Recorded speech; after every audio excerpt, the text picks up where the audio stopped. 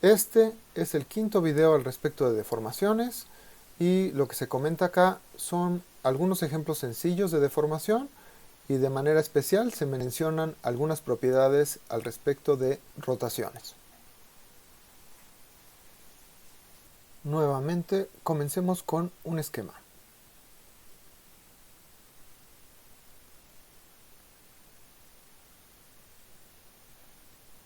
En este caso va a ser suficiente dibujar dos ejes coordenados y vamos a dibujar una rejilla aquí.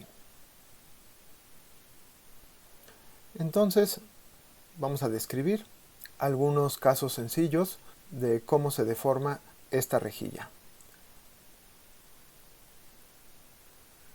El primero de ellos lo describimos mediante el siguiente esquema.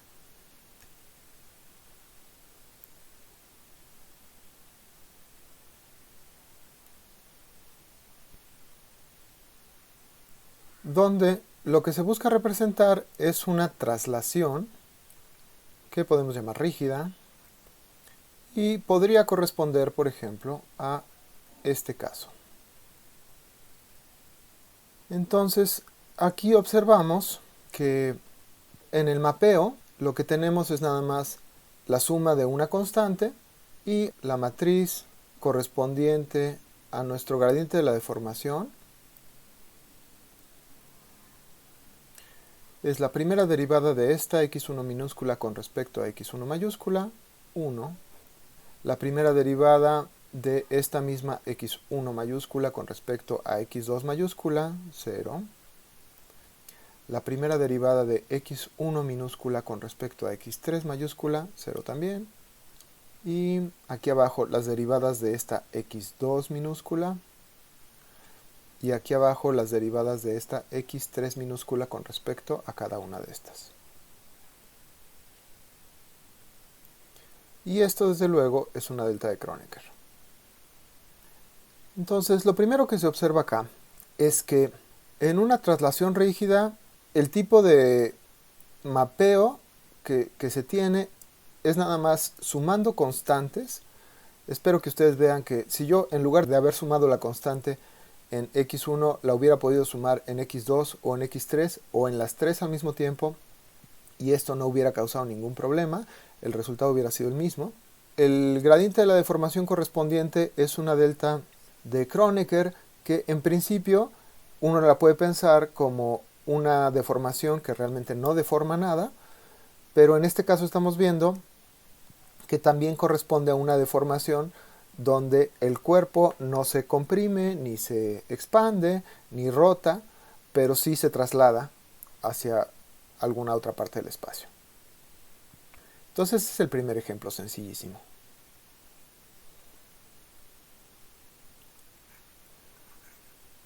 Un segundo ejemplo lo podemos representar mediante el siguiente esquema.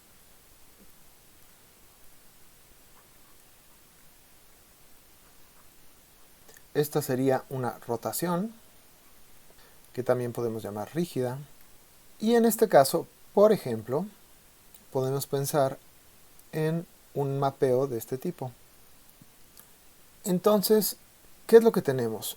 Tenemos que la nueva coordenada x1 va a estar relacionada con la vieja coordenada x1 multiplicada por un coeficiente constante y también participa la segunda coordenada del espacio de referencia también multiplicada por un coeficiente constante. Y lo mismo para la segunda coordenada deformada. Estos coeficientes de aquí están puestos de tal manera que si yo calculo el jacobiano voy a tener un resultado especial.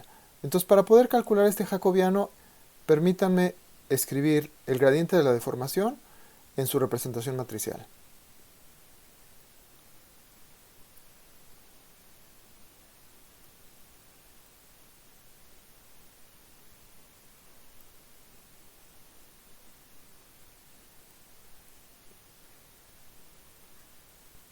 Entonces lo que observo es que el jacobiano sería, por ejemplo, desarrollándolo con respecto a este tercer renglón de acá,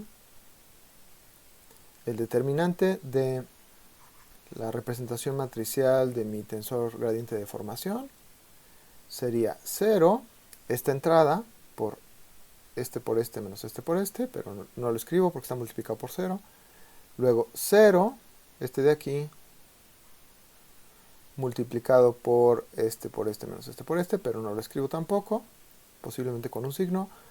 Y luego 1, este 1 de aquí, multiplicado por este menos este por este. Menos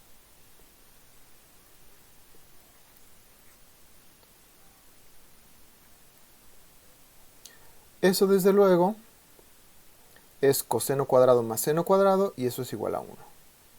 El jacobiano es igual a 1.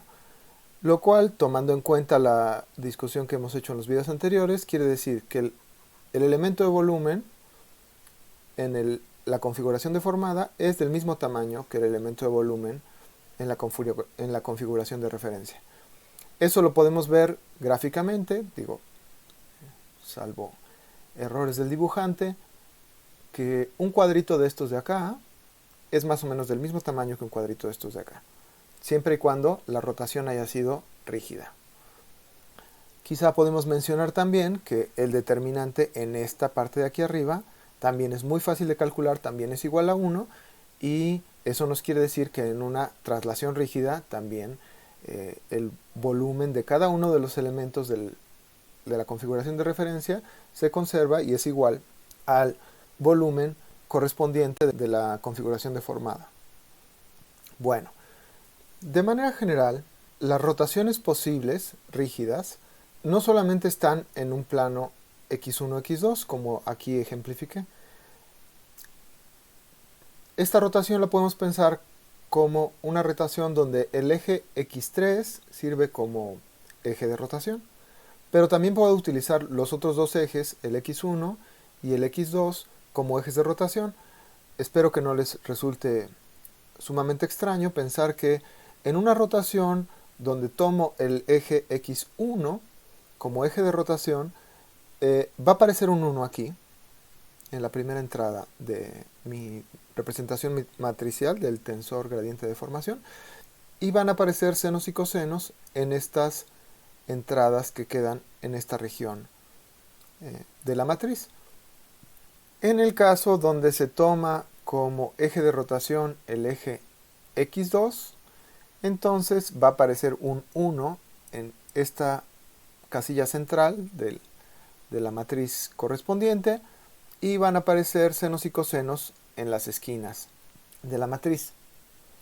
De manera general, una rotación se puede expresar como 3 rotaciones consecutivas, una tomando como el eje de rotación el eje x1, otra tomando como eje de rotación el eje x2 y otra tomando como eje de rotación el eje x3.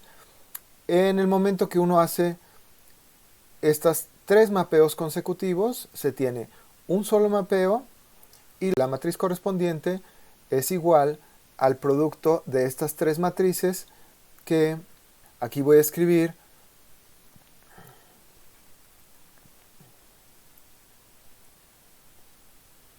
digamos por ilustrar cómo se ve más o menos, ¿no? Desde luego no es algo como para aprendérselo de memoria, es solamente una ilustración en donde se puede ver el ángulo θ, que es el ángulo que ya había mencionado, y los ángulos psi y phi, que son los ángulos correspondientes a las rotaciones, tomando como ejes de rotación el eje x2 y x3.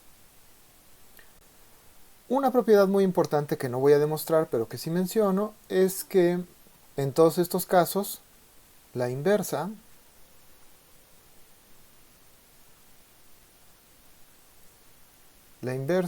de mi tensor gradiente de deformación es justamente la traspuesta de este mismo gradiente de la deformación. Y eso de alguna manera está manifestando que si yo quiero una deformación contraria, lo que tengo que hacer es rotar en sentido contrario, nada más. Entonces lo escribo en notación de índice también.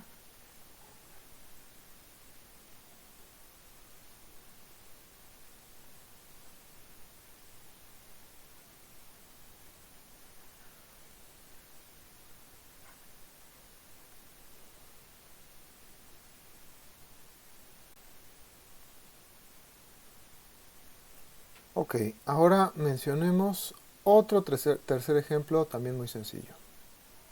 Expreso otra vez este ejemplo con un esquema.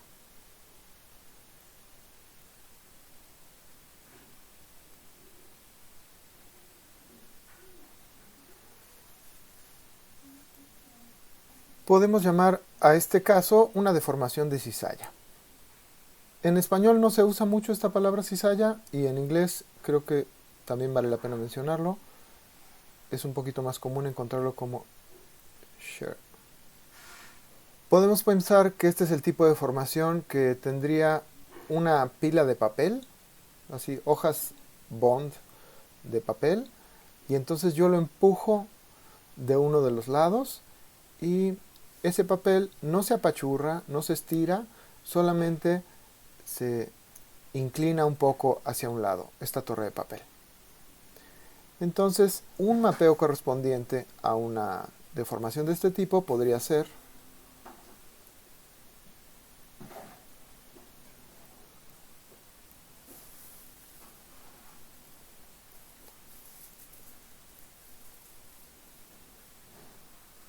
y la matriz del tensor gradiente de deformación que le corresponde sería de esta manera.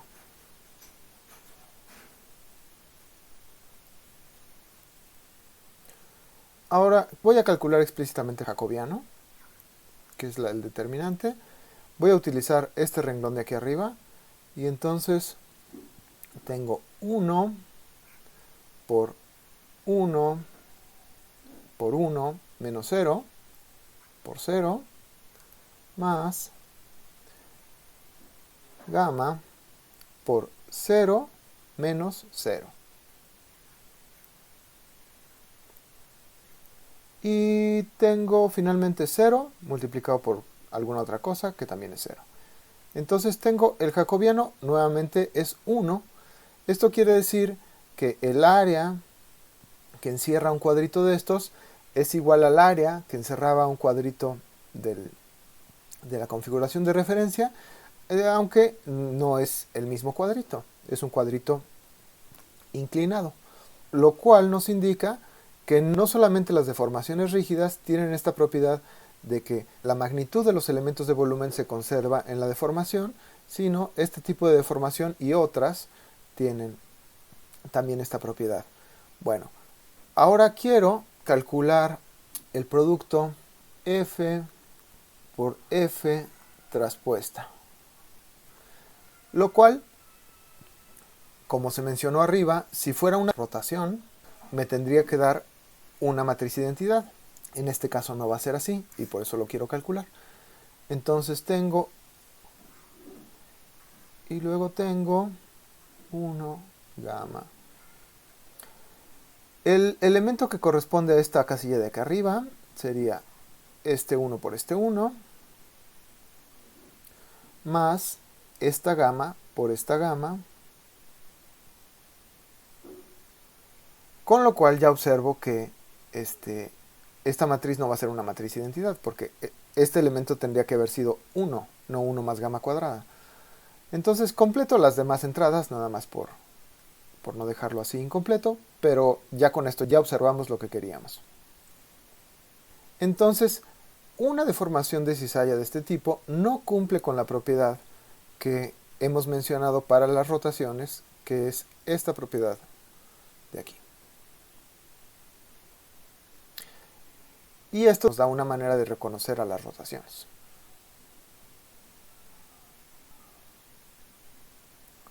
Menciono un cuarto ejemplo. También lo describo mediante un esquema primero.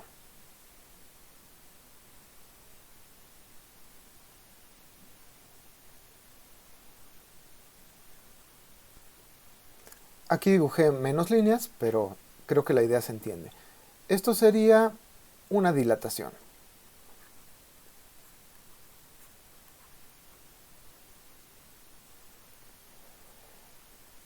Y el mapeo, en este caso, tendría la forma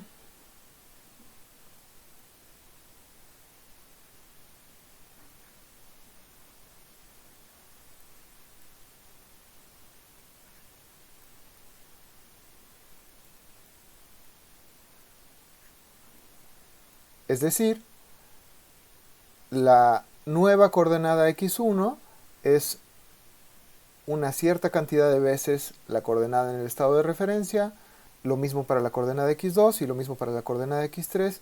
Todas ellas se dilatan con la misma tasa que está dada por esta gamma de aquí. Entonces, a este mapeo le corresponde una representación matricial de el tensor gradiente de la deformación, que sería de esta manera.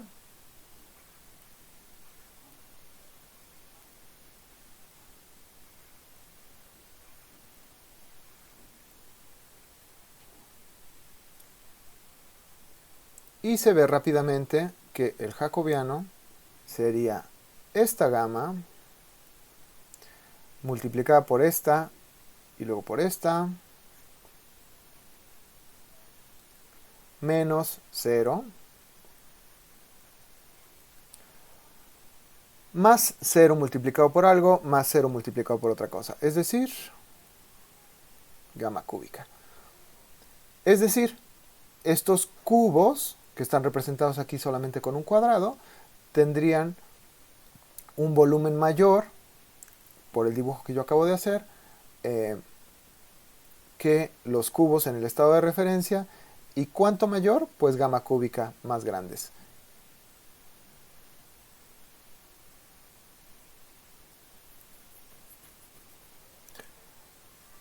Ahora menciono una observación sobre